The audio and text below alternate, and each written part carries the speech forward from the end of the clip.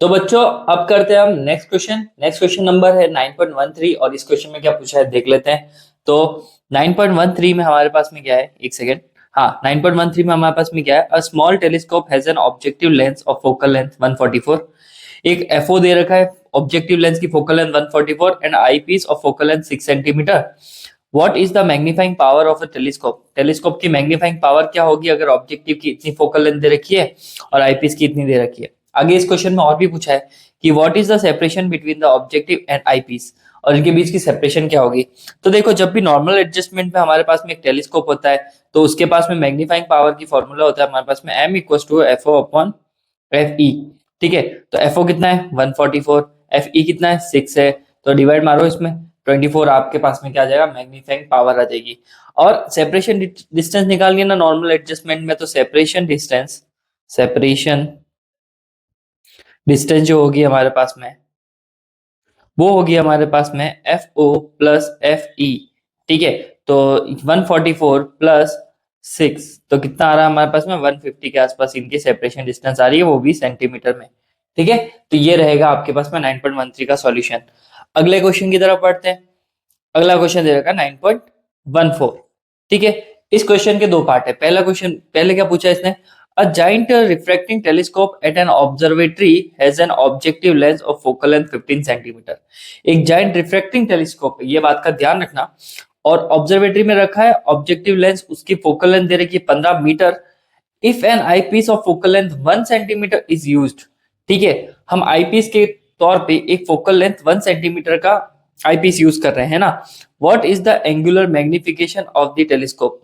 Angular magnification कितना होगा उस टेलीस्कोप का। ठीक है, और सेकंड पार्ट में क्या पूछा है, if this telescope is used to view the moon, what is the diameter of image of the moon formed by the objective lens, and the diameter of the moon is 3.48 into 10 to the power 6 meter, and the radius of the lunar orbit is 3.8 into 10 to the power 8 metre. ठीक है, ये information हमारे को दे रखी है। जो जो information दी है उसके लिए करते हैं वन बाय वन करके। सबसे पहले इसका पार्ट ए सॉल्व कर लेते हैं। पार्ट ए में जो इंफॉर्मेशन दी है उसके लिए फोकल लेंथ की जो दे रखी है वो 15 मीटर के आसपास आ जाएगा, और आई पीस का हमारे पास में कितना दे रखा है 1 सेंटीमीटर का आसपास आ जाएगा, और इसको कन्वर्ट करोगे तो यू विल गेट 0.01 मीटर के आसपास इसकी वो फोकल लेंथ आ गई। क्लियर है? तो इसने पूछा है कि मैग्निफिकेशन ऑफ द टेलीस्कोप कितना होगा पहले पार्ट में, एंगुलर मैग्निफिकेशन। तो एंगुलर मैग्निफिकेशन का फॉर्मूला था m equals to F O upon F E. Formula याद रखना एंगुलर मैग्निफिकेशन। तो हम इसको कर देंगे 15 डिवाइडेड बाय 0.01, और इसको सॉल्व करोगे तो तुम्हारे को आंसर आएगा, यहाँ से डबल जीरो आ जाए तो ये आ गया 1500 के आसपास इसका एंगुलर मैग्निफिकेशन आ गया। क्लियर? अब बात करते हैं इसके बी पार्ट की। तो बी पार्ट में इसने क्या बोला, बी पार्ट में बोला if the telescope is used to view a moon, इस टेलीस्कोप का यूज करके मून को देखा जा रहा है। ठीक है, what is the diameter of the image of the moon? Moon की इमेज जो बनेगी उसका डायमीटर क्या होगा, form by the objective lens, and the diameter of moon is इतना, and the radius of lunar orbit is इतना, जो given information में दे रखा है हमारे पास में। ठीक है, तो सबसे पहले एक डायग्राम बनाता हूं मैं। मान लो कि ये मेरे पास में है ना, हम देख रहे हैं टेलीस्कोप की मदद से हम उसको देख रहे हैं। ठीक है, और यहाँ पे कहीं पे हमारा मून रखा हुआ है। ठीक है, डिस्टेंस ऑफ यहाँ पे रखा हुआ है, और मैं यहाँ पे इसको लिख सकता हूँ, ठीक है, कि डायमीटर ऑफ मून। ठीक है, यहाँ पे अब ये इधर से जाएगा, इसकी इमेज यहाँ से बनेगी, और ये ऐसे जाएगा इधर कहीं पे इमेज बनेगी इसकी। ठीक है, ये ऑब्जेक्ट के केस में मून है, और इधर जाएगा तो ये जो होगी डी डायमीटर ऑफ इमेज हमारे पास में बन जाएगा। अगर मैं इसको एक अल्फा एंगल कंसीडर करूं और इसको भी एक अल्फा एंगल कंसीडर करूं मैं यहाँ पे, और फिर ये जो मून की डायमीटर है ना, ये इसको मैं नाम दे देता हूँ ए बी, और इसको जो भी नाम देंगे हम सी डी दे देते हैं। चलो सी डी नाम दे दिया आपने। क्लियर है? ये टेलीस्कोप में से देख रहे हैं इतना एंगल वो सबटेंड कर रहा है और बना रहा है। क्लियर है? अब मैं यहाँ पे 10 का रेशियो ले लेता हूँ, तो 10 अल्फा क्या होगा हमारे पास में, 10 अल्फा हमारे पास में होता है परपेंडिकुलर अपॉन बेस।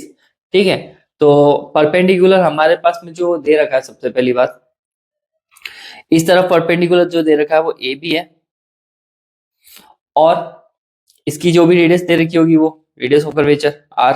चलो ठीक है।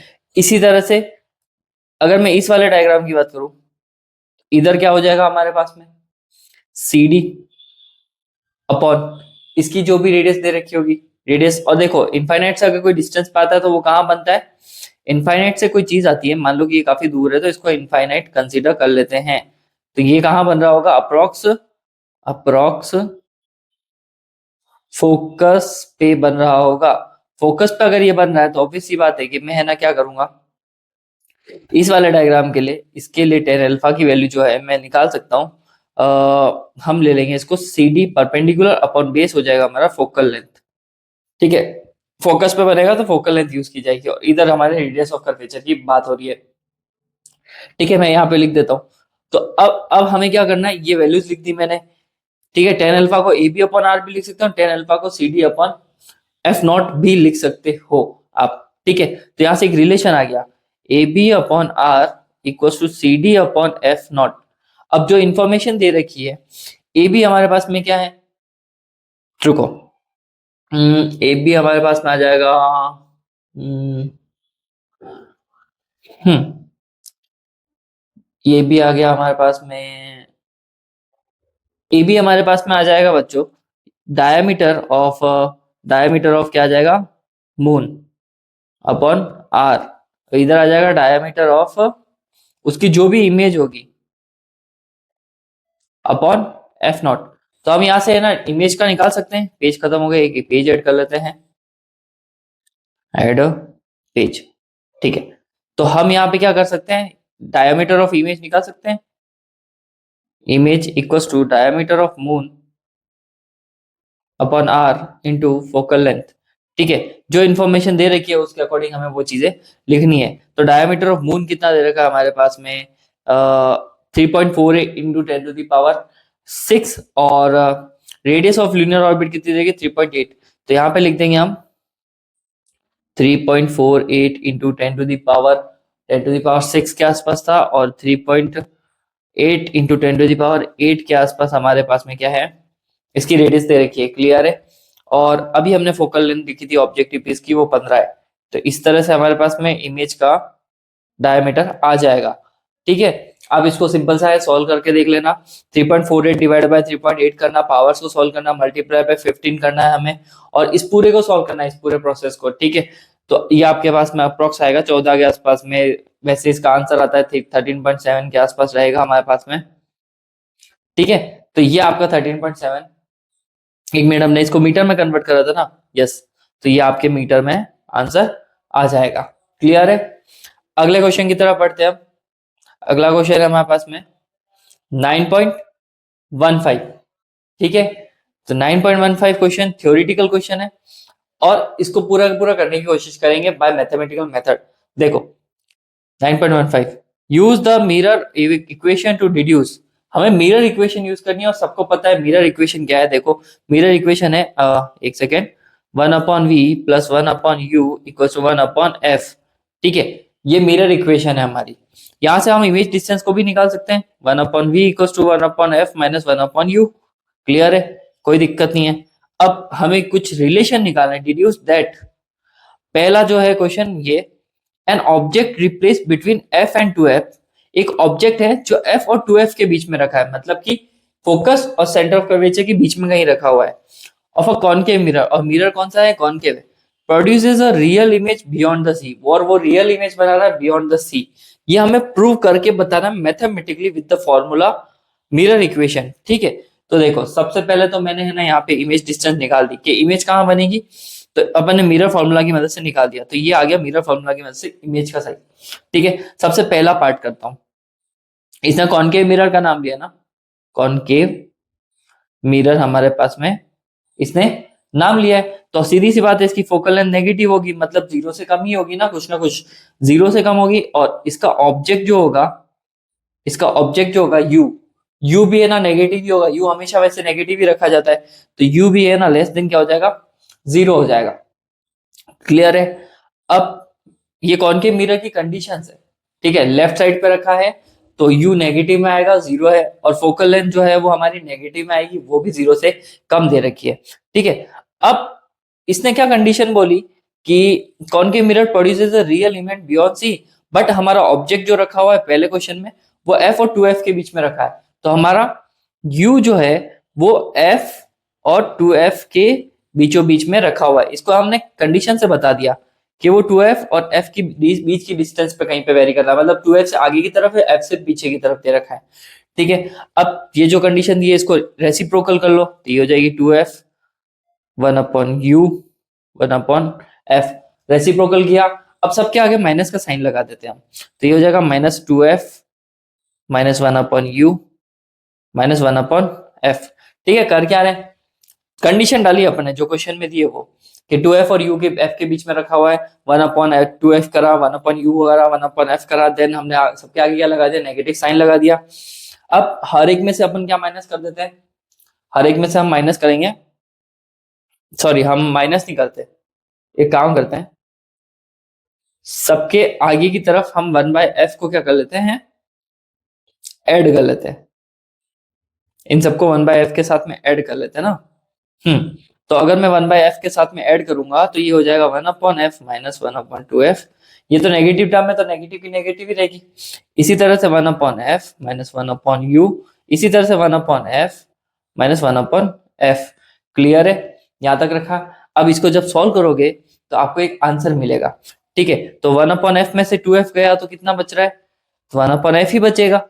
और इधर हम 1/f -1/u करेंगे तो हम उसकी जगह पे क्या लिख सकते हैं, 1/v लिख सकते हैं, और इधर हमारे पास में 0 आ जाएगा। ठीक है, और ये जब 0 आ गया तो सीधी सी बात है, एक मिनट, एक में से आधा गया तो कितना बचना चाहिए, आधा, तो 2f बचेगा यहाँ पे 1/2f। क्लियर है, और इसको वापस रेसिप्रोकल कर दो तो 2f v और 0, लो आपके ये प्रूव हो गया कि हमारी इमेज जो है वो 0 से 2f के बीच में बन रही है। मिरर फॉर्मूला की मदद से सॉल्व करा था, कुछ भी नहीं, और इमेज जो होगी वो रियल होगी हमारी और फॉर्म्ड हो रही है बियॉन्ड 2f।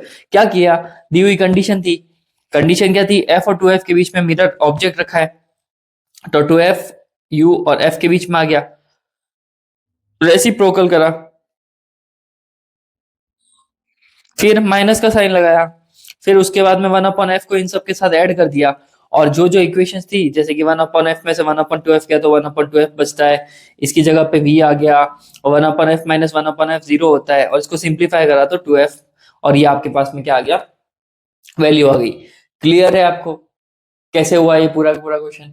चलो अब इसका सेकंड पार्ट करते हैं, इसको इरेज कर देते हैं हम, और सेकंड पार्ट करने की कोशिश करते हैं। एक second, just give me a second, ज्यादा टाइम नहीं खाऊंगा आपका। आई होप आपको ये समझ में आ गया होगा।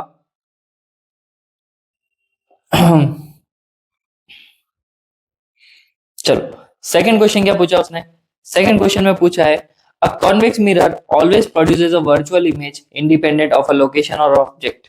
ठीक है, एक कॉन्वेक्स मिरर ऑलवेज प्रोड्यूस करता है वर्चुअल इमेज, एक कॉन्वेक्स मिरर जो है वो हमेशा वर्चुअल इमेज प्रोड्यूस करता है, ये शो करना है हमें। ठीक है, और independent of the location of object. अब इसमें location of object independent they रखी है तो अपन मर्जी से चूज कर सकते हैं। ठीक है, चलो करते हैं शुरू। तो सबसे पहली बात, कॉन्वेक्स मिरर दे रखा है तो फोकल लेंथ क्या होगी इसकी, ज्यादा होगी, पॉजिटिव में आएगा, और यू को ले लेते हैं हम लेफ्ट साइड में, ये आ गया यू 0 से कम ही आएगा हमारे पास में। वापस मिरर फॉर्मूला यूज करेंगे, 1/v equals to 1/f minus 1/u, रखा, सॉल्व किया। अब f जो रहेगा हमारे पास में क्या रहेगा, पॉजिटिव रहेगा, u जो रहेगा हमारे पास में क्या रहेगा, नेगेटिव रहेगा। अब f पॉजिटिव है और u नेगेटिव है, तो ऑब्वियस सी बात है पॉजिटिव वैल्यू में से जब नेगेटिव वैल्यू को माइनस करोगे, पॉजिटिव वैल्यू में से नेगेटिव वैल्यू को माइनस करोगे तो you will get a positive answer. ठीक है, पॉजिटिव आंसर आएगा, इसका मतलब 1/v क्या होगा हमारा, 0 से बड़ा होगा, और 1/v अगर 0 से बड़ा है तो ऑब्वियस सी बात है v की वैल्यू पॉजिटिव आएगी, और पॉजिटिव बोले तो इस साइड में आएगा मिरर, एक साइड में मिलेगा, किस साइड मिलेगा, देखो लेफ्ट साइड होता है तो नेगेटिव, राइट साइड मिलता है तो पॉजिटिव मिलता है, तो इसका मतलब ये हमारे पास में क्या आएगा, पॉजिटिव डिस्टेंस आएगी। पॉजिटिव डिस्टेंस आने का मतलब क्या है, वो वर्चुअल है, बिहाइंड द वर्चुअल इमेज बनेगी, बिहाइंड द मिरर बनेगा। तो आपको ये प्रूव करके बता दिया, बस इतना ही तो था। इसने ये तो बोला था कि आप बताओ कि कॉन्वेक्स मिरर में जो होती है वो चीज क्या होती है, वर्चुअल बनती है। तो मैंने क्या करा, फोकल लेंथ पॉजिटिव रखी, यू को नेगेटिव रखा, मिरर फॉर्मूला यूज करा, you 1/f positive, 1/u negative, positive में से नेगेटिव जाओगे तो नेगेटिव आंसर, पॉजिटिव आंसर आएगा, तो 1/v भी पॉजिटिव ही आएगा, तो मतलब इमेज क्या बनेगी हमारी, वर्चुअल बनेगी। ठीक है, आए समझ में। चलो अगला क्वेश्चन करते हैं। हाँ, तो अगले क्वेश्चन में क्या बोल रखा है इन्होंने, पार्ट सी की बात कर रहा हूँ। पार्ट सी में क्या बोला है इन्होंने क्वेश्चन में कि the virtual image produced by a convex mirror, virtual image जो होगी produce by convex mirror is always diminish in size. तो कॉन्वेक्स मिरर से बनने वाली इमेज हमेशा छोटी होती है, डिमिनिश होती है साइज में। Is located between the focus and the pole, हमेशा फोकस और पोल के बीच में रहेगी। ठीक है, तो ये हमें शो करके बताना है। तो सबसे पहले मिरर कौन सा है, कॉन्वेक्स मिरर है। ओके बच्चों, तो अगर कॉन्वेक्स मिरर दे रखा है तो फोकल लेंथ क्या होगी उसकी, 0 से बड़ी होगी। फोकल लेंथ बड़ी होगी और यू हमेशा क्या ले रहे हैं हम, नेगेटिव ले रहे हैं, 0 ले रहे हैं। चलो मिरर फॉर्मूला यूज करते हैं, 1/v equal to 1/f minus 1/u। और कॉन्वेक्स मिरर हो या कोई सा भी मिरर हो इसके लिए रहेगा। ठीक है, तो अब मैं जैसे ही अपने यहाँ पे वैल्यू डालूंगा किसकी, u को क्या ले रहा हूं मैं, नेगेटिव ले रहा हूं, तो ये हो जाएगा 1/v equal to 1/f plus 1/u, क्योंकि u को तो आपने नेगेटिव ले लिया, और आप जैसे ही u को नेगेटिव लोगे तो 1/v जो है, 1/v। ठीक है, और जैसे ही हम यहाँ पे लेंगे नेगेटिव, तो हमारे पास में क्या होगा यहाँ पे, 1/v इक्वल टू, ये दोनों पॉजिटिव पॉजिटिव मिल जाएंगे, लार्ज वैल्यू बना देंगे, लार्ज वैल्यू बनाएंगे, दोनों पॉजिटिव है तो ऑब्वियस सी बात है 1/v हमेशा किससे बड़ा आएगा, फोकल लेंथ से तो बड़ा वैल्यू मिलेगी इसकी। और फोकल लेंथ से बड़ी वैल्यू मिलेगी, देखो इन दोनों को क्रॉस मल्टीप्लाई कर दो तो f इधर आ जाएगा और v इस साइड आ जाएगा। ठीक है, और 1/v की वैल्यू बड़ी मिल रही है, लेकिन जैसे ही मैंने इसको रेसिप्रोकल करा तो पता पड़ रहा है कि f is greater than v। ये एक रिलेशन आया है। इस रिलेशन से क्या कह सकते हो, इस रिलेशन से ये कह सकते हो कि जो इमेज फॉर्म्ड हो रही है, वो वो इमेज जो फॉर्म्ड हो रही है ना, वो between the focus and pole बनेगी। मतलब कि जो इमेज है ना, फोकस से कम डिस्टेंस पे बनेगी, मतलब कि फोकस हमेशा बड़ा होगा। तो लो इसको भी प्रूव करके बता दिया मैंने। फिर नेक्स्ट क्वेश्चन कौन सा है, डी। ठीक है, एक मिनट इसको इरेज कर देते हैं। डी वाले क्वेश्चन में देखते हैं क्या दिया है, और डी पार्ट में क्या है हमारे पास में, an object place between the pole and focus, एक ऑब्जेक्ट अगर पोल और फोकस के बीच में रख रखा है, of a concave mirror produces a virtual and enlarged image. तो ऑब्जेक्ट कहाँ रखा है, पोल और फोकस के बीच में रखा है, कॉन्केव मिरर के लिए रखा हुआ है, तो वो हमेशा वर्चुअल और एक इनलार्ज इमेज बनाएगा। तो हमें प्रूव करके बताना है। सो देखो पहले बात तो है ना, यहाँ पे फोकल लेंथ 0 से छोटी आएगी क्योंकि it is a concave mirror. ठीक है, अब फॉर अ कॉन्केव मिरर जो होता है एफ इससे ज्यादा छोटे होगा, और फॉर एन ऑब्जेक्ट हम क्या ले रहे हैं यहाँ पे, ऑब्जेक्ट के लिए हम इसको ले रहे हैं, क्या बोली इसने, पोल और फोकस के बीच में लिया ना, तो यू जो होगा हमारा 0 के और फोकस के बीच में कहीं पे होगा। ठीक है, ये रिलेशन हो जाएगा हमारे पास में। अब हमें क्या करना है, इसको सॉल्व करना है। तो ये कहना चाह रहा है कि फोकल, अगर मैं इसको रेसिप्रोकल करूं, यहां से एक रिलेशन मिल रहा है, f is equal to u, sorry f is less than equal to u।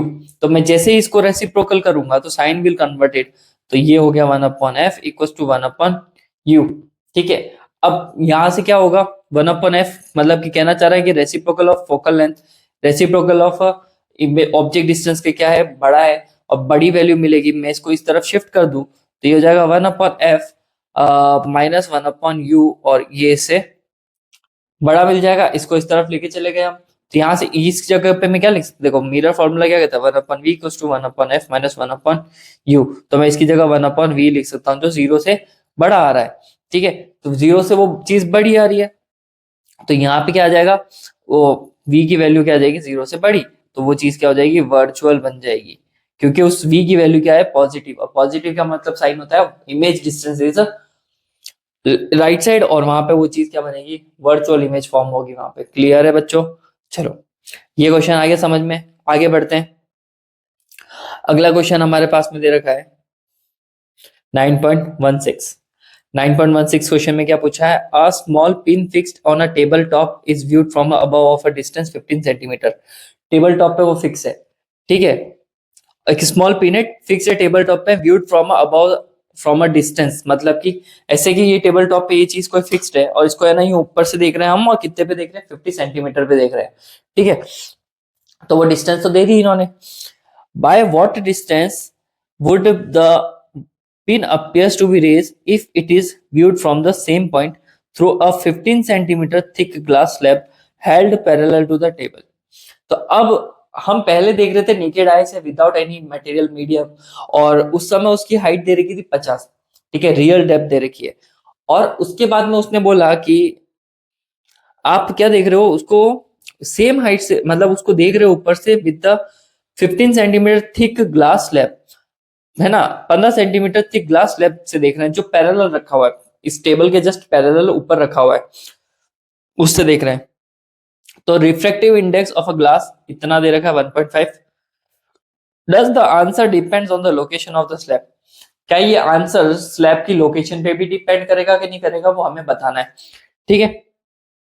तो मैं यहाँ पे क्या करूंगा, d इक्वल टू क्या हो जाएगा हमारे पास में, रियल डेप्थ। देखो डिस्टेंस जो है वो हमारे पास में क्या होती है, मैं यहाँ पे लिख देता हूँ real depth, real depth, real depth of thickness of slab, ठीक है। एक काम करते हैं, इसको फॉर्मूला चेंज है इसका। इसका जो फॉर्मूला है वो है real thickness of a slab minus apparent, हाँ, real thickness of slab, slab की रियल थिकनेस क्या है, minus apparent depth, apparent depth, ठीक है, अपेरेंट डेप्थ हो जाएगी, या कह सकते हो अपेरेंट थिकनेस हो सकती है, apparent thickness, apparent thickness of slab, slab की अपेरेंट थिकनेस। तो आप डी को ऐसे निकाल सकते हो। आपने अगर ग्लास स्लैब के बारे में पढ़ा है तो आपको ये फॉर्मूला अच्छे से याद होना चाहिए कि real thickness of a slab में से अपेरेंट थिकनेस को माइनस करेंगे तो उनके बीच की क्या आ जाएगी, डिस्टेंस आ जाएगी। तो distance equals to real, real लिख सकता हूं thickness of slab, of slab minus, अब अपेरेंट थिकनेस कैसे निकाली जाएगी, रियल थिकनेस तो उन्होंने 15 सेंटीमीटर दे रखी है, तो अपेरेंट थिकनेस को भी निकाला जा सकता है। तो अपेरेंट थिकनेस को लिख सकता हूं मैं real thickness of slab upon refractive index, ये भी फॉर्मूला होता है अपेरेंट थिकनेस का, ठीक है। तो आप इसको लिख सकते हो, ये टी से डिनोट करो, इसको टी बाय म्यू से डिनोट करो, ठीक है। यहाँ पे टी आ जाएगा कॉमन, 1 - 1 अपॉन म्यू हो जाएगा, ठीक है। अब दी हुई इंफॉर्मेशन जो भी है सारी की सारी हमें यहाँ डालनी है, तो ये हो जाएगी टी थिकनेस जो है वो 15 सेंटीमीटर, 1 - 1 अपॉन 1.5, ठीक है। एलसीएम एलसीएम लेंगे तो सीधी सी बात है, ये हो जाएगा 15, ये हो गया 1.5 - 1 अपॉन 1.5, ठीक है। और ज्यादा सिंपल कर देते हैं, सिंपल कर देते हैं इसको, ये 0.5 और अपॉन आ जाएगा 1.5, यहाँ से पॉइंट रिमूव करूंगा तो ये हो गया 5 1 जा 3 टाइम्स, 1 टाइम, ये 5 टाइम्स। तो डी जो थिकनेस आ रही है वो हमारे पास में आ रही है 5 सेंटीमीटर, ठीक है। क्लियर है, आगे बढ़े अगले क्वेश्चन की तरफ, चलो। ओके, अगला क्वेश्चन देखते हैं, ठीक है। तो अगले क्वेश्चन में क्या बोला है, a figure 9.28 shows a cross section of a light pipe. ये पाइप दे रखा है और ये फिगर दिखा रहा है कोई पाइप है, made of a glass fibre of refractive index, तो हमको रिफ्रैक्टिव इंडेक्स तो दे रखा है, चलो लिख लेते हैं 1.68, ठीक है। The outer covering of the pipe is made of the material refractive index 1.44, ठीक है। आउटर कवरिंग जो दे रखी है वो रिफ्रैक्टिव इंडेक्स दे रखा, मैं यहाँ लिख देता हूँ आउटर कवरिंग की, वो दे रखी है 1.44, राइट। क्या बोला आगे क्वेश्चन में, what is the range of angles of incident raise with axis of the pipe for which total refraction inside the pipe take place as shown in figure। ये कह रहा है कि रेंज ऑफ क्या रहेगी एंगल्स की, ये इंसिडेंट यहाँ पे आया, फिर यहाँ से थोड़ा सा रिफ्लेक्शन आया, टकराया, क्रिटिकल एंगल आया होगा तभी तो ये टकरा के वापस अंदर आ गया और इधर से वापस बाहर चला गया। हाँ, और टीआईआर होने की कंडीशन हमेशा ये है कि इंटरनल जो रिफ्लेक्टिव इंडेक्स है वो ज्यादा होना चाहिए, बाहर वाला कम होना चाहिए। तो यहाँ पे दे रखा है, इसका कितना दे रखा है 1.44 और इसका कितना दे रखा है 1.68। तो चलो एक कंडीशन तो सेटिस्फाई हो रही है, फिर हमें दूसरी चीजें भी निकालनी है, एंगल्स वगैरह निकालने, बट यहाँ पे अभी आपके थोड़ी दिक्कत देगी, क्योंकि देखो यहाँ पे जब हम एंगल्स निकालेंगे तो अब साइन के ऐसे रेशियोज आएंगे जो तुम नॉर्मली नहीं निकाल सकते, ठीक है। तो उसके लिए साइंटिफिक कैलकुलेटर चाहिए, बट वो साइंटिफिक कैलकुलेटर सीबीएसई में अलाउड है ही नहीं, तो हम उसके थ्रू करेंगे कैसे? तो कुछ चीजें आपको याद रखनी ही पड़ेगी बच्चों। तो एक काम करते हैं, इनको नाम दे देते हैं। तो इसको दे देता हूं मैं तो जो हमारे पास में जो अंदर वाला मटेरियल है उसका 1 दे देते हैं, जो आउटर मटेरियल है उसको दे देते हैं, सॉरी 2 दे देते हैं, इसको दे देते हैं नाम 1 दे देते हैं। तो रिफ्रैक्टिव इंडेक्स, जो रिलेटिव रिफ्रैक्टिव इंडेक्स जो इनका आएगा वो हम लिख सकते हैं म्यू टू अपॉन क्या आ जाएगा हमारे पास में mu one. Mu two upon mu one करने का अपने को, और इसको मैं ऐसे लिख सकता हूँ ना, 2 विद रिस्पेक्ट टू 1। अच्छा, इसका एक और फॉर्मूला होता है रिलेटिव रिफ्रैक्टिव इंडेक्स का, एब्सोल्यूट रिफ्रैक्टिव इंडेक्स का, 1 upon critical angle of sine. ठीक है, तो ये हमें करना है, बस सिंपल सा है। तो ये आ जाएगा हमारे पास में mu two upon mu one equals to sine I C है ना, तो साइन आई सी किसके बराबर हो जाएगा? Mu one upon mu two के बराबर हो जाएगा। हमें रखनी वैल्यूज 1.44 डिवाइडेड बाय 1.68, तो ये आ जाएगा साइन आई सी, जो भी वैल्यू आ रही है आपके पास में। ठीक है, तो ये आ रही है हमारे पास में साइन आई सी की जो वैल्यू आ रही है 0.85 के आसपास, 8571 के आसपास। ठीक है, 8.7 नहीं ले सकते हो आप। ठीक है, तो ये साइन आईसी की वैल्यू हमारे पास में आ रही है। ठीक है, क्रिटिकल एंगल की वैल्यू नहीं है। अगर क्रिटिकल एंगल निकालना है ना, तो ये इसको आपको इधर शिफ्ट करना पड़ेगा, और ये साइन इनवर्स हो जाएगा 0.857 के आसपास, और फिर इसको ऐसे करोगे तो तुम्हारा अप्रॉक्स 59 डिग्री आ रहा है। तो क्रिटिकल एंगल आ रहा है 59 डिग्री। ठीक है, अब टीआईआर अकर तभी होता है, टीआईआर तभी उसी कंडीशन में होगा जब हमारा इंसिडेंट एंगल जो है वो ज्यादा होगा क्रिटिकल एंगल से। क्रिटिकल एंगल से अगर इंसिडेंट एंगल ज्यादा है तो हमारा टीआईआर की कंडीशन हो जाएगी, तो वो हमें निकालना पड़ेगा यहाँ पे। ठीक है, तो क्रिटिकल एंगल निकालने से पहले हमें वहां पर क्या निकालना पड़ेगा? रिफ्रैक्टिव रिफ्रैक्टिव एंगल भी निकालना पड़ेगा। तो रिफ्रैक्टिव मैक्सिमम एंगल भी ज्यादा ही होगा, तो वो निकालना बहुत ईजी है। देखो, रिफ्रैक्टिव एंगल कभी भी निकालना हो तो जो हमारा क्रिटिकल आएगा उसको माइनस कर लो, 90 में से उसको अगर माइनस करेंगे तो आपके पास में क्रिटिकल एंगल की वैल्यू आ जाएगी, तो वो आ रहा है, सॉरी, रिफ्लेक्शन एंगल की वैल्यू आ जाएगी विच इज 31 डिग्री।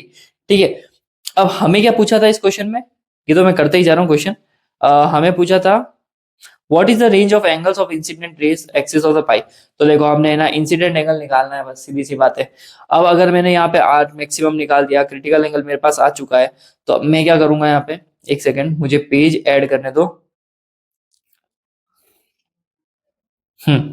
तो मैं क्या करूंगा यहाँ पे, वैल्यू लिख दूंगा sine I upon sine R, और वो हमारे पास में जो भी रिफ्लेक्टिव एंगल दे रखा है मटेरियल का, रिफ्लेक्टिव इंडेक्स वो 1.68 दे रखा है, तो रखना है बस हमें। तो यहाँ पे तो ये आ जाएगा साइन आई की जगह पे क्या करूंगा मैं, वही रखूंगा।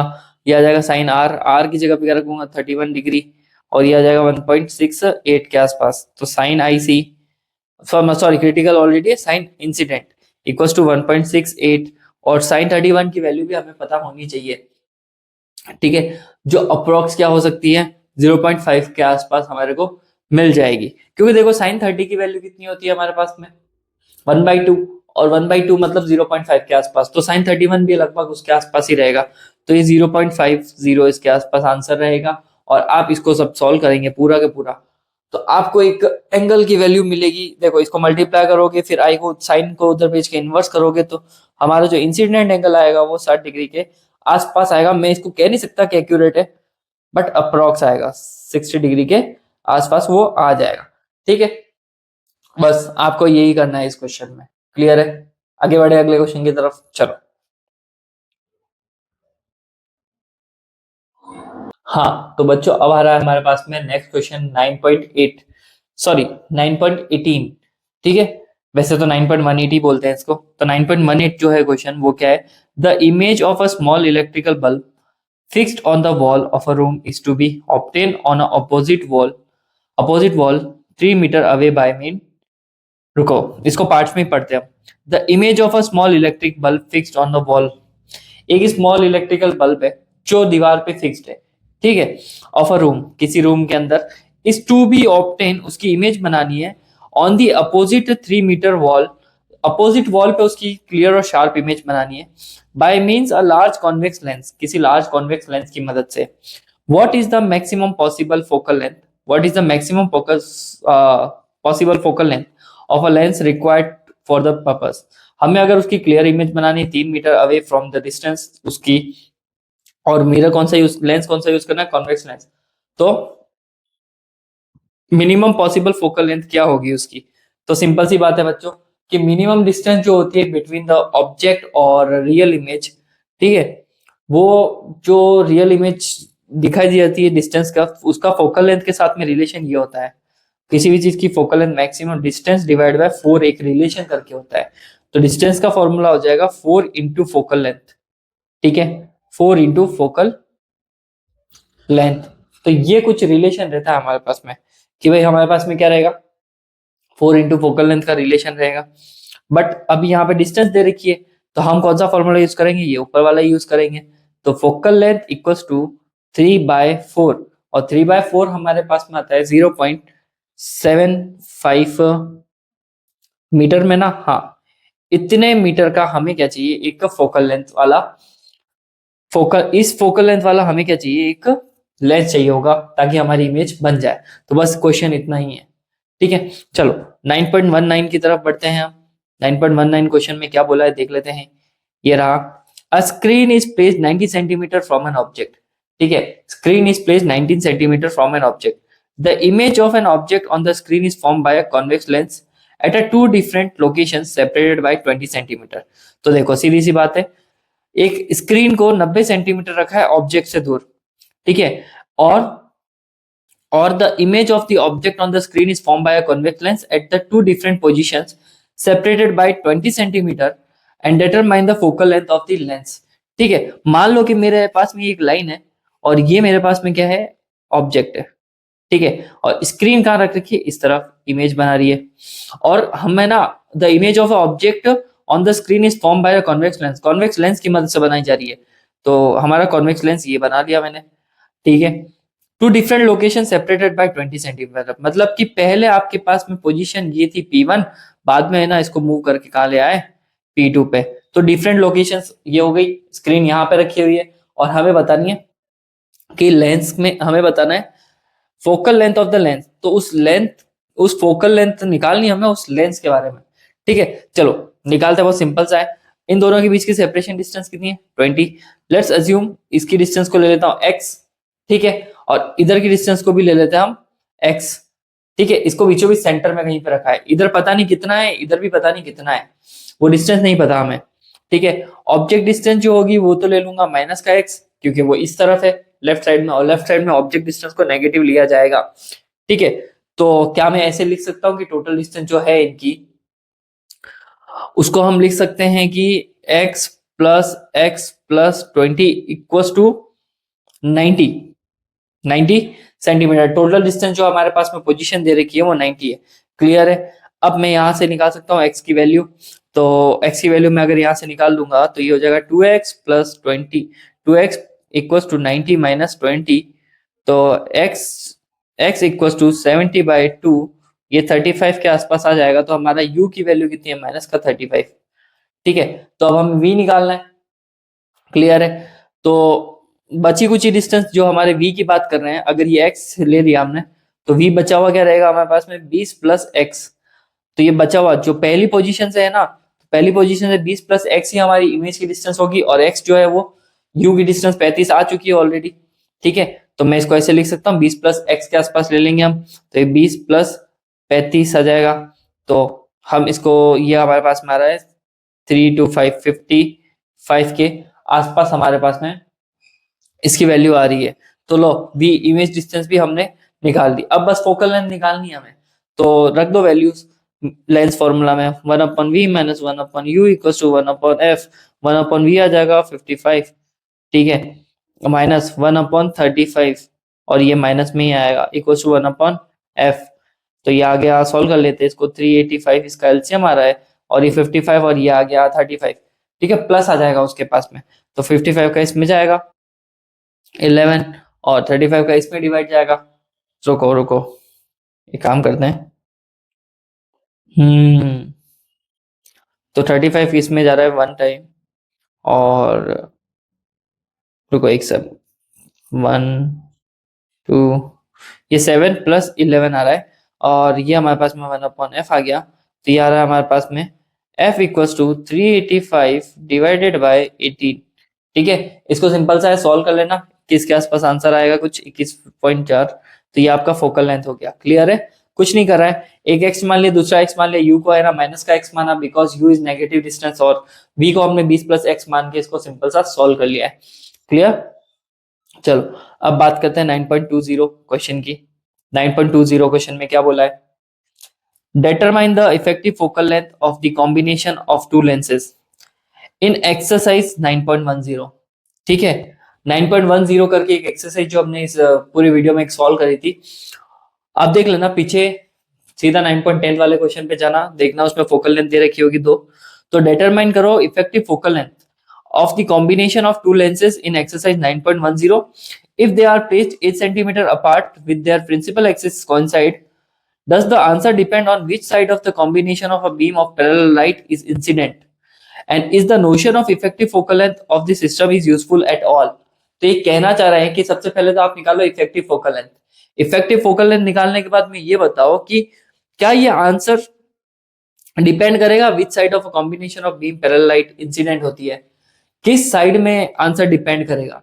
ठीक है, तो बस ये पूछा है और साथ में ये भी पूछा है कि नोशन बताओ इफेक्टिव फोकल लेंथ का सिस्टम के लिए।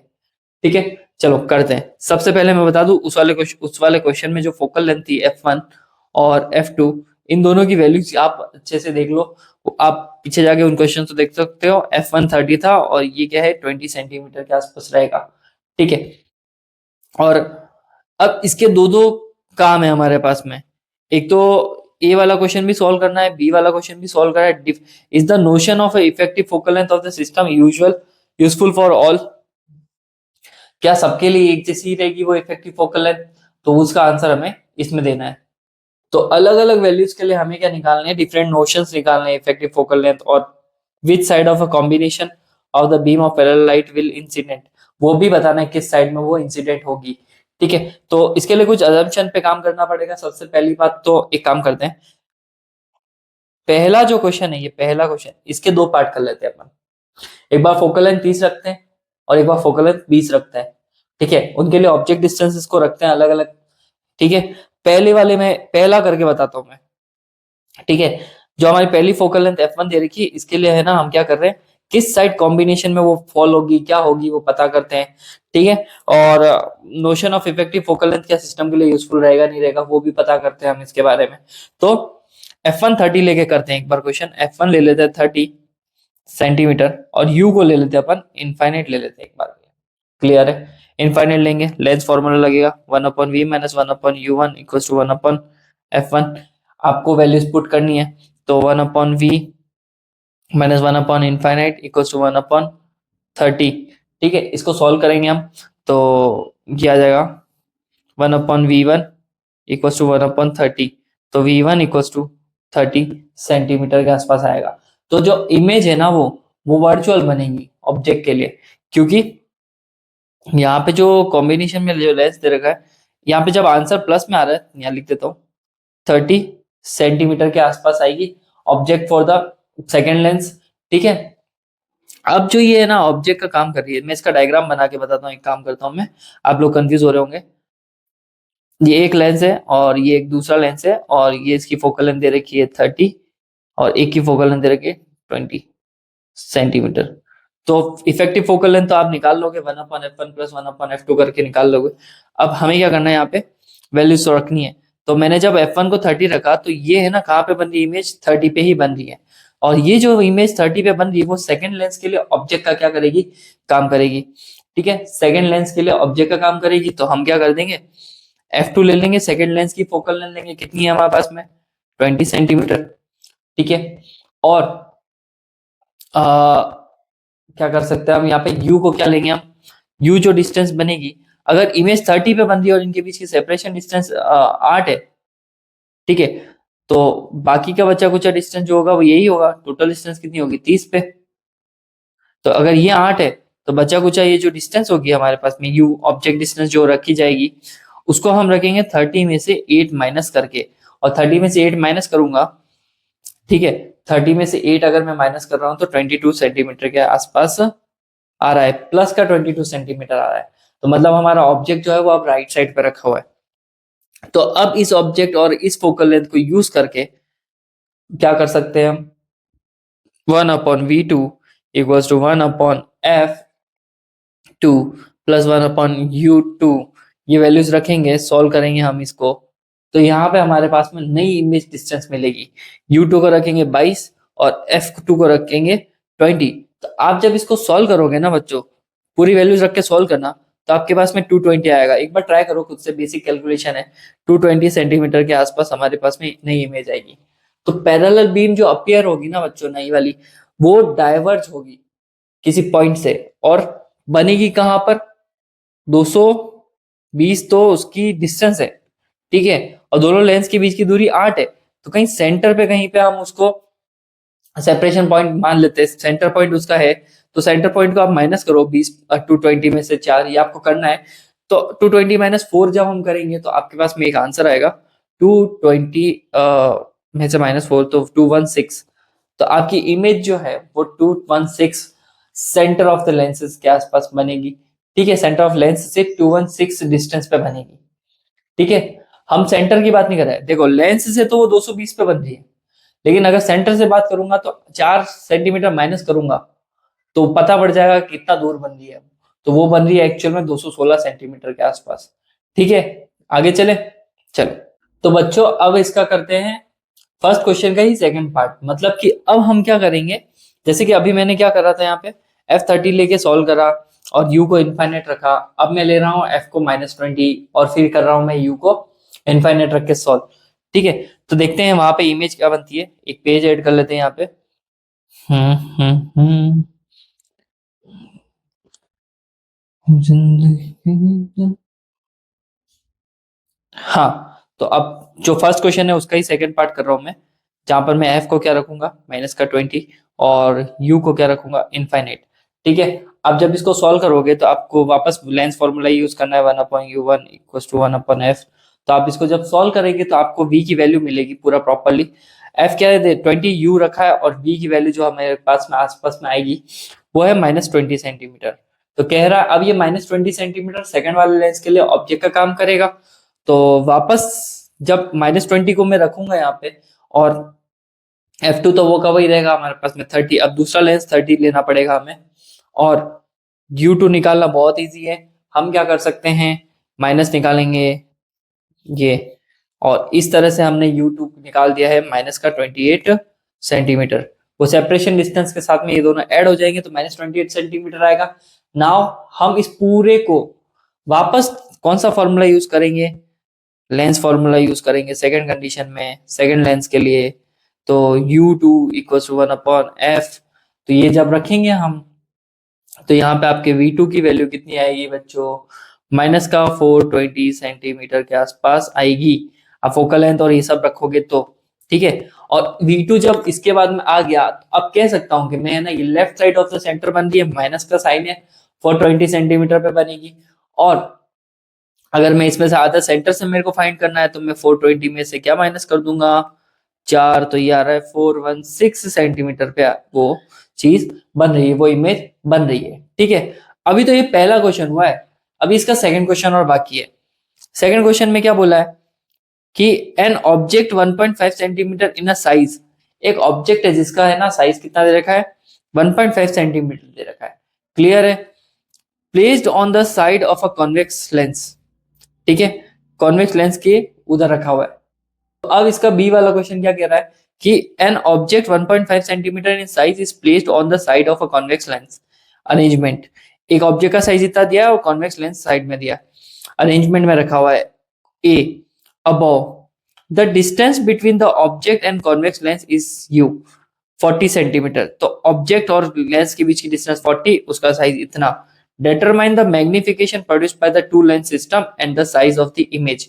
ठीक है, तो साइज ऑफ द इमेज हमें निकालनी है और क्या निकालना है, मैग्निफिकेशन भी निकालना है। तो सीधी सी बात है, इसमें ना u कितना दे रखा है, एक मिनट, तो बी वाला पार्ट कर रहे हैं हम।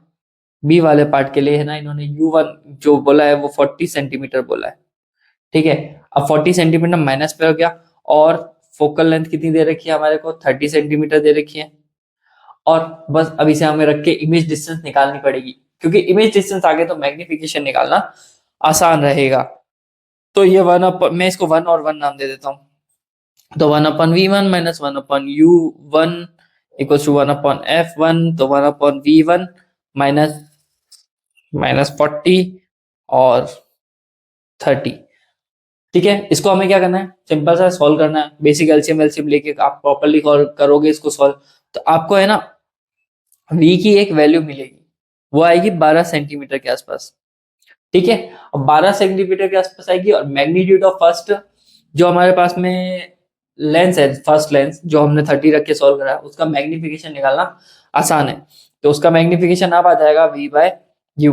v कितना आया अपने पास में, 12 है, 112 है, 120 के आसपास, हाँ 40 और 30 है ना, तो 120 सेंटीमीटर के आसपास रहेगा। तो ये 120, और u कितना है हमारे पास में 30, तो m हमारे पास में कितना आ रहा है बच्चों, सॉरी 40 आएगा यहाँ पे, m हमारे पास में आ रहा है 3। क्लियर, तो मैग्निफिकेशन तो आ गया। अब एक मिनट, क्वेश्चन जितने लेंदी लेंदी कि पेज जितने भी ऐड करो खत्म हो जाता है।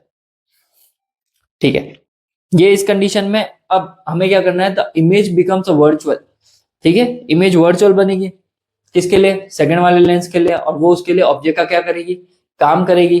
तो हम कर सकते हैं ना कि ऑब्जेक्ट जो है नया वाला, वो 120 में से 8 को अगर मैं हटा दूं, 8 तो सेपरेशन डिस्टेंस है ना उन दोनों लेंसेज के बीच में, तो 8 अगर मैं हटाऊं तो 112 सेंटीमीटर में ना हमारे पास में क्या आएगा, ऑब्जेक्ट से डिस्टेंस मिल जाएगी। और नया फोकल लेंथ जो दूसरा वाला यूज करना रह गया हमारा, वो हो जाएगा 20 सेंटीमीटर के आसपास हमें रखना पड़ेगा। और जब हम इन दोनों को रखेंगे, किस में रखेंगे, वापस लेंस फॉर्मूला में, तो यहां से हमारे पास में v2 की वैल्यू आ जाएगी। देखो पहले तो आपको है ना 1/v2 -112 और माइनस वगैरह सब डाल के करना है इसको सॉल्व, और 1/f2 कितना -20। तो आप इस पूरे प्रोसेस को जब सॉल्व करोगे तो आपको v2 की भी क्या मिलेगी, एक वापस नई वैल्यू मिलेगी। ठीक है, वो 24.9 के आसपास, 25 के आसपास मिल रही है। ठीक है, सेंटीमीटर के आसपास हमको v2 की वैल्यू मिलेगी। तो ये v2 की मिल गई। अब इसका भी मैग्निफिकेशन हम निकाल सकते हैं, सिंपल सा है। ठीक है, m इक्वल्स टू v2/u2, तो मैग्निफिकेशन निकाल देंगे, और ये हमारे पास में 20 बाय v2 कितना है 24.9 मोड में आएगा ना, और ये आएगा हमारे पास में u2 112। ठीक है, पॉइंट रिमूव करूंगा, 0 आएगा। इसको सॉल्व करना है हमारे पास में 20 बाय कितना आएगा, 29 39 92। 20/92 के आसपास हमारे पास में क्या आ रहा है, मैग्निफिकेशन आ रहा है। क्लियर है, और कुछ पूछा है क्या इसने, इसने और कुछ पूछा है क्या, कि determine the magnification produced by two lens system, total magnification निकालना है। तो टोटल मैग्निफिकेशन आराम से निकल जाएगा। वो होता है m equals to m1 into m2। तो पहला हमारा m1 आया 3, और ये हो गया 20/92। ठीक है, तो आप इसको सॉल्व कर लेना, ये 60/92 आ जाएगा।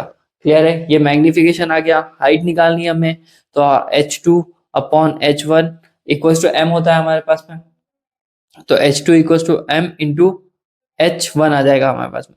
और हमारा जो m आया है वो 60/92 आया, तो यहाँ पे आ जाएगा 60/92। और h हमारे पास में कितना दिया है, h कितना दिया है क्वेश्चन में, h हमारे को दिया है 1.5 सेंटीमीटर। ठीक है, तो आपका जो भी इसको सॉल्व करना है वो आप मेरे पास में आ जाएगा 1.5 सेंटीमीटर के आसपास आ जाएगा। क्लियर है, चलो। इतना लेंथी क्वेश्चन अगर आपको दिक्कत देता है तो आप इस तरह के क्वेश्चन को बहुत ही रेयर चांस में स्किप कर सकते हो। ठीक है, चलो ये हो गया 9.20। अब करते हैं हम 9.21 की तरफ। बच्चों 9.21 क्वेश्चन को देख लेते हैं, क्या पूछा है इस क्वेश्चन में, किस बारे में है, और क्या क्या इन्फॉर्मेशन इसमें दे रखी है। तो चलो 9.21 की बात करते हैं। At what angle should a ray of light be incident on the face of prism. तो चलो प्रिज्मा की बात होगी, तो ये लो प्रिज्मा बना लिया। रुको एक मिनट, सही तरीके से बनाते हैं। ठीक है, ये हमारे पास में क्या है, प्रिज्मा दे रखा है, और इसने बोला है कि eight what angle should a ray of light, किस एंगल पे रे ऑफ लाइट इंसिडेंट होनी चाहिए face of a prism of reflecting angle 60, के मतलब वो इस पे फेस पे गिर रही है और वो इधर आएगी और फिर इधर से चली जाएगी, ठीक है। और इसने ना रिफ्रैक्टिंग एंगल दे रखा है, रिफ्रैक्टिंग एंगल कितना दे रखा है, 60 दे रखा है, ठीक है। तो ऑब्वियसली बात है, एक नॉर्मल बनाएंगे हम यहाँ पे, एक नॉर्मल हमारा यहाँ पे भी बनेगा। तो ये आ गया हमारे पास में इंसिडेंट एंगल, ये आ गया हमारे पास में रिफ्लेक्शन एंगल फर्स्ट, ये सेकेंड, और ये हमारा इमर्जेंट एंगल, ये हमारा इंसिडेंट एंगल, ठीक है। तो इतना बोला है, इंसिडेंट कितना होना चाहिए कि face of prism of a reflecting angle 60 दे रखा, so that it just suffer total internal reflection at the other face, जिससे उसमें टीआईआर हो जाए और the reflective index of the material of prism is 1.524, ठीक है।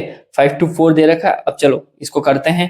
क्वेश्चन में सबसे पहले तो हमारे को पता है कि सफर अगर टीआईआर होगा, टीआईआर की कोई कंडीशन होगी, तो हमारा जो रिफ्रैक्शन एंगल R2 होता है वो किसके बराबर होता है, क्रिटिकल एंगल के बराबर होता है। ये प्रिज्म के अंदर ध्यान होने वाली बात है।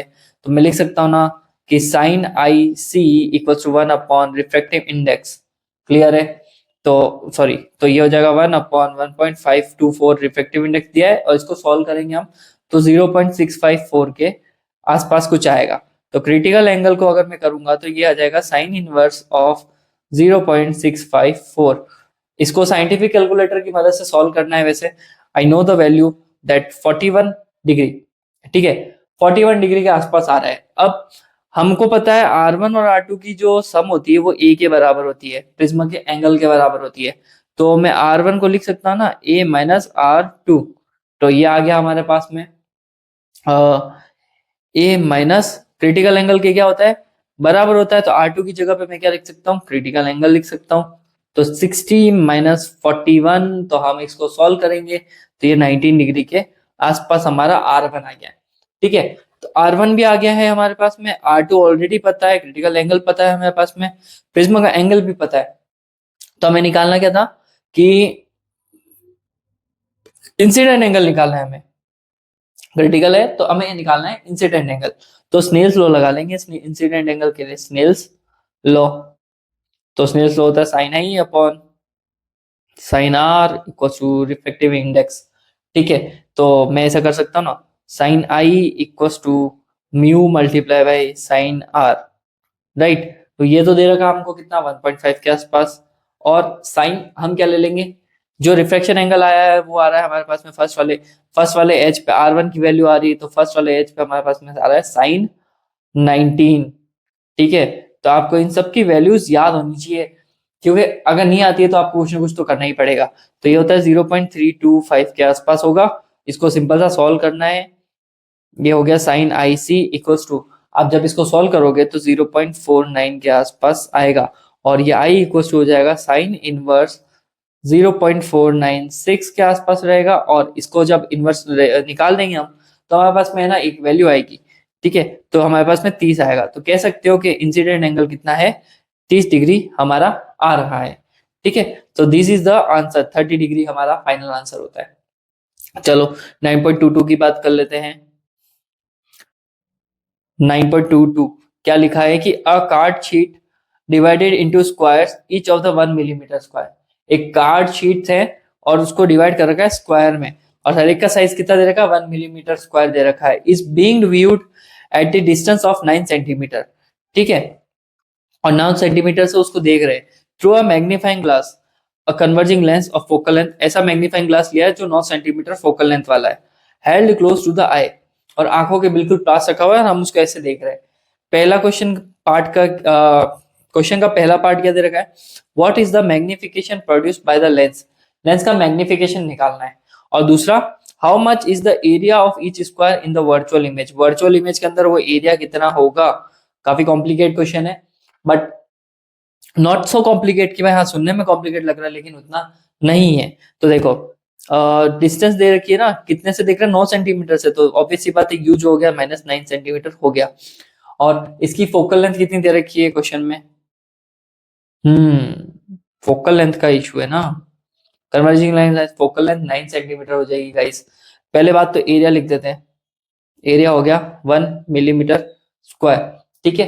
अब फोकल लेंथ हमें क्या करनी है,